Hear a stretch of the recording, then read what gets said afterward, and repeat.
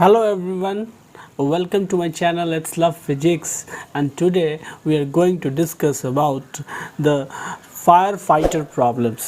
जहाँ होता क्या है कि जो फायर फाइटर्स होते हैं तो जब वो जो वाटर हॉस पाइप जो होता है जब उसको पकड़ के रखते हैं तो उनको एक पर्टिकुलर फोर्स लगाना पड़ता है ताकि वो हॉस पाइप जो है वो उनके कंट्रोल में रहे और स्टेबल रहे। ठीक है, तो उसी पे बेस्ड आज हमारे पास एक क्वेश्चन है जिसको हम लोग सॉल्व करेंगे। जैसा कि आप यहाँ सामने देख रहे हैं क्वेश्चंस का स्टेटमेंट। क्वेश्चन ऐसा है कि two fire fighter, you are having the two fire fighter and the two fire fighter must apply a total force of 600 newton to steady a hose that is discharging the water at a rate of 3600 litre per minute. मतलब ये आप जैसा कि इस picture में देख रहे हैं कि ये जो हॉस पाइप है, ठीक है, दिस इज़ हॉस, उसको मतलब जैसे वाटर जो है सो बाहर की ओर निकल रहा है। तो आप देख रहे हैं कि इस हॉस पाइप को दो फायर फाइटर्स जो है सो होल्ड करके रखा हुआ है। क्यों होल्ड करके रखा हुआ है? ताकि वो जो आपका फायर फाइटर्स है, ठीक है, वो आपको जो है सो हिले नहीं, स्टेबल रहे, रेस्ट में रहे। ठीक है, तो उसको दो फायर फाइटर्स ने होल्ड करके रखा हुआ है और होल्ड करके रखने के लिए इन फायर फाइटर्स को 600 न्यूटन का फोर्स अप्लाई करना पड़ रहा है। This is the force applied by the fire fighter on the hose pipe to keep it stable, to keep it in equilibrium, कि वो मूवमेंट ना हो। अगर आप इमेजिन कर रहे होंगे कि ऐसा क्यों हो रहा है, क्यों उनको फोर्स लगाने की ज़रूरत पड़ रही है, जो बेसिक सा माइंड में क्वेश्चंस अराइज होता है। तो उसके लिए देखिए, अगर ऐसा वो नहीं करते हैं, मतलब अगर 600 न्यूटन से इनसफिशिएंट फोर्स रहता या फिर एक ही फायर फाइटर्स होता जो 600 न्यूटन्स का फोर्स लगाने में सक्षम नहीं होता, तो किस तरह की स्थिति उत्पन्न होती है और उसके पीछे क्या कारण है, हम लोग पहले इसको डिस्कस कर लेते हैं। सो यहाँ देखिए, आपके पास एक वीडियो यहाँ पड़ा हुआ है। इस वीडियो को और गौर से देखिए तो आप देख रहे हैं कि एक फायर फाइटर है यहाँ पे, और ये फायर फाइटर हॉस पाइप को होल्ड किए हुए हैं। अभी इसके थ्रू वाटर्स लीक नहीं कर रहे हैं, ठीक है। और जैसे ही इस इस हॉस पाइप से वाटर लीक करता है तो इस फायर फाइटर के साथ क्या होता है, जरा इसको गौर से देखिए जो है सो। The moment water start leaking from the hose pipe, fire fighter जो है सो बैकवर्ड, किस वेलोसिटी के साथ बैकवर्ड जो है सो वो गिरा नीचे आकर के। क्यों? क्योंकि वाटर जो लीक कर रहा था उसकी वजह से जो थ्रस्ट फोर्सेस हॉस पाइप पे लग रहा था उसको मैनेज करने के लिए ये फायर फाइटर के द्वारा लगाया गया बल सफिशिएंट नहीं था कि उस थ्रस्ट फोर्स को वो काउंटर बैलेंस कर पाए। मतलब अगर आप कहें यहाँ पे तो आप कह सकते हैं कि as the water start leaking, यहाँ देखिए, as the water leaves the house, जैसे ही पानी उस हाउस पाइप से बाहर निकला, it act in a way similar to the gases being ejected from the rocket engine। इतनी तेज़ी से जो आपका वाटर इस हॉस पाइप से बाहर निकल रहा है, अगर आप कहीं ना कहीं इमेजिन करें तो ये एक्चुअली में उसी तरह का है जैसा कि एग्जॉस्ट गैसेस रॉकेट के इंजन से बाहर निकलता है। और मैंने अपने पिछले लेक्चर्स में आपको पढ़ा रखा है कि वो जो एग्जॉस्ट गैसेस होते हैं वो जब बाहर की ओर निकलते हैं तो इस निकलने के दौरान एक रिएक्शन फोर्सेस रॉकेट पे अप्लाई होता है जिसको आप थ्रस्ट फोर्स कहते हैं, और इसी फोर्स की वजह से रॉकेट आपका फ्लाई करता है, ऊपर की ओर जाता है। तो यहाँ भी बस similar to the rocket case, you can see here that as the water leaves the hose it act in a way similar to the gases being ejected from a rocket engine. ठीक rocket जैसा ही ये case है जो है सो, ठीक है। Rocket के पीछे से भी हाईएस्ट वेलोसिटी के साथ एग्जॉस्ट गैसेस बाहर निकलते हैं, यहाँ भी वही चीज़ हो रहा है, ठीक है। तो होता क्या है कि as a result a force acts on the fire fighter in a direction opposite to the directions of motion of the water. तो क्या हुआ कि लार्जर वेलोसिटी के साथ जब वाटर उस फायर हाउस से जब लीव किया तो उस फायर हाउस पे उसने एक फोर्स लगाया, एक रिएक्शन फोर्स लगाया, और ये रिएक्शन फोर्स एक्चुअली में फायर हाउस पे लगा। और ये किस वजह से लगा? तो ये जो मासेस बॉडी जो लीव कर रही है उसके रिएक्शन फोर्स के तौर पे फायर हाउस पे फोर्स लगा। और चूंकि इस फायर हाउस को काफ़ी मतलब कस करके जो है सो फायर फाइटर ने होल्ड कर रखा है, तो कहीं ना कहीं ये फोर्सेस फायर फाइटर पे ही लगा। तो अगर फायर फाइटर को चाहिए था कि अगर वो हाउस पाइप को स्टेबल रखना चाहता था, इक्विलिब्रियम में रखना चाहता था, तो उसको उतना ही थ्रस्ट फोर्स, जितना थ्रस्ट फोर्स वो आपके वाटर लीकेज की वजह से फायर हाउस पे लग रहा है, उतना ही मैग्नीट्यूड का फोर्सेस उसको अपोजिट डायरेक्शंस में उस पर फायर हाउस पाइप पे उसको अप्लाई करना चाहिए था, ताकि वो फायर हाउस जो है, मतलब जो हाउस पाइप है, वो स्टेबल रह पाए। तो यहाँ सवाल इसी चीज़ को लेकर के है कि यहाँ two fire fighter must apply a total force of 600 newton to steady a hose that is discharging the water at a rate of 3600 litre per minute. मतलब ये जो वाटर इस पाइप के थ्रू जो आप देख रहे हैं और ये जो वाटर निकल रहा है, ये rate of the water leakage क्या है, अगर आप कहेंगे तो ये dm/dt से आप इसको रिप्रेजेंट कर सकते हैं।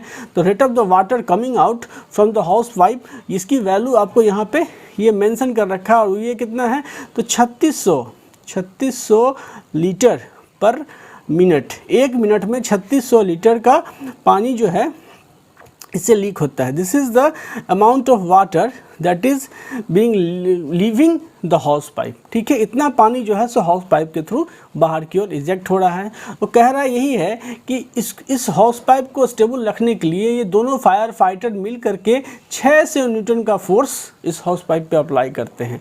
तो सवाल क्या पूछ रहा है, सवाल पूछ रहा है कि estimate the speed of the water as it exit the nozzle, कि ये जो पानी निकल रहा है, ये पानी जो निकल रहा है इसकी क्या स्पीड है जिसके वजह से फायर फाइटर को 600 न्यूटन का फोर्स इस फायर हाउस पे अप्लाई करना पड़ रहा है, ताकि ये जो पाइप है वो स्टेबल रहे, अस्थिर रहे या इक्विलिब्रियम में रहे। ये सवाल आपको पूछा जा रहा है। तो अगर आप कहीं ना कहीं देखें तो आपको एक्चुअली में फायर फाइटर को उतना ही फोर्स लगाना पड़ेगा जितना थ्रस्ट फोर्स वाटर इस पाइप से निकलने के दौरान इस पे अप्लाई कर रहा है। ठीक है, उतना ही फोर्स लगाना पड़ेगा। तो इस केसेस को आप रॉकेट से देखें। रॉकेट में हमने अपने प्रीवियस वीडियोस में थ्रस्ट फोर्स की मैग्नीट्यूड निकाल रखा था कि ये जो रॉकेट आपका फ्लाई करता है आसमान में, ये जो आप देख रहे हैं ये रॉकेट जो आपका आसमान में फ्लाई कर रहा है, तो इस फ्लाई करने के पीछे आपने निकाला था कि ये जो मासेस ऑफ गैस जो कि नीचे की ओर इजेक्ट हो रहे हैं, ये क्या करते हैं, इजेक्ट होने के दौरान रॉकेट पे एक थ्रस्ट फोर्स अप्लाई करते हैं। ठीक है, रॉकेट पे क्या करते हैं, थ्रस्ट फोर्स अप्लाई करते हैं, एफ थ्रस्ट। ठीक है, रॉकेट पे एक थ्रस्ट फोर्स अप्लाई करते हैं, और इस थ्रस्ट फोर्स की जो मैग्नीट्यूड होती है वो एक्चुअली में क्या होती है, तो ये जो गैसेस, अगर मान लीजिए कि गैसेस जो इजेक्ट हो रहे हैं रॉकेट से, उसकी वेलोसिटी रॉकेट के रिस्पेक्ट में अगर v रिलेटिव है, v relative is the velocity of the exhaust gases relative to the rocket। ठीक है, और ये जो मासेस, जो गैसेस बाहर निकल रहे हैं, अगर ये गैसेस के जो इजेक्शन का जो रेट है, अगर सपोज करिए ये dm/dt है, ठीक है, तो आप ये लिख सकते हैं कि एफ थ्रस्ट जो है वो v रिलेटिव इंटू यहाँ पे क्या था, तो dm/dt। तो अगर आप मैग्नीट्यूड की बात करते हैं तो यहाँ पे मॉड ले लीजिए। तो this is the magnitude of the thrust force that is acting on the rocket in upward directions due to the ejections of the fuel in backward direction. तो यही आपका इक्वेशंस था थ्रस्ट फोर्स का। ठीक है, और इसी थ्रस्ट फोर्स का इक्वेशंस हम लोग यहाँ अप्लाई करेंगे जो है सो। ठीक है, सो इस थ्रस्ट फोर्स का इक्वेशंस अप्लाई करने के लिए क्या करना पड़ेगा, तो इस थ्रस्ट फोर्स का इक्वेशंस अप्लाई करने के लिए पहले तो इसको क्लीन कर लेते हैं हम लोग। ओके, इसको क्लीन कर लेते हैं। ठीक है, अब हम लोग थ्रस्ट फोर्स का इक्वेशंस अप्लाई करेंगे। अब जैसा कि आप समझ चुके हैं, तो थ्रस्ट फोर्स का इक्वेशंस क्या है, थ्रस्ट फोर्स जो होगा एफ थ्रस्ट, ये जो थ्रस्ट फोर्स है, इस थ्रस्ट फोर्स की वैल्यू क्या है, ये मैग्नीट्यूड की मैं बात कर रहा हूँ, क्योंकि थ्रस्ट फोर्स किधर लग रहा है, तो मास इधर की ओर, ये जो वाटर है वो इधर की ओर इजेक्ट हो रही है। ठीक है, वाटर का वेलोसिटी मान लीजिए v रिलेटिव, ये क्या है, तो velocity of the water with respect to the fire hose, जो हाउस पाइप है उसके रिलेटिव में अगर velocity of water v relative है, ठीक है, तो इसका मतलब thrust force actually opposite directions में एक्ट करेगा। ये होगा आपका एफ थ्रस्ट का डायरेक्शंस। ठीक है, थ्रस्ट का डायरेक्शन। तो मैं यहाँ पे जो है सो सिर्फ मैग्नीट्यूड के टर्म्स में बात कर रहा हूँ। मैं लिखूँगा F thrust is equal to v relative into यहाँ पे dm/dt। ठीक है, ये मेरा आपका रिजल्ट है जिसको मैं इसमें अप्लाई करूँगा जो है सो। ठीक है, ये जो इक्वेशन है, इसी इक्वेशंस को मैं इस प्रॉब्लम में अप्लाई करूंगा। ये इक्वेशंस हमने कहाँ से डिराइव कर रखा है, तो हमने रॉकेट में जैसा कि पढ़ रखा है। मैं आपको चाहूँगा कि आप उस वीडियो को जाके देखें जहाँ हमने रॉकेट पे लगने वाले थ्रस्ट फोर्स को कैलकुलेट किया जब रॉकेट हमारा स्पेस में मूव कर रहा था, और वही रॉकेट जब ग्रेविटेशनल फोर्स के फील्ड में मूव कर रहा होता है तो उस थ्रस्ट फोर्स में से वो जो ग्रेविटेशनल फोर्स की वैल्यूज़ है वो सब्सट्रैक्ट हो जाती है, और वही नेट फोर्स होता है जो रॉकेट को ऊपर की ओर ले जाता है। ठीक है, तो यहाँ बात सिर्फ इतनी हो रही है कि आपको थ्रस्ट फोर्स जो है अप्लाई हो रहा है वाटर के हाईएस्ट वेलोसिटी के वजह से निकलने की वजह से हॉस पाइप पे एक थ्रस्ट फोर्स अपोजिट डायरेक्शंस में अप्लाई हो रहा है।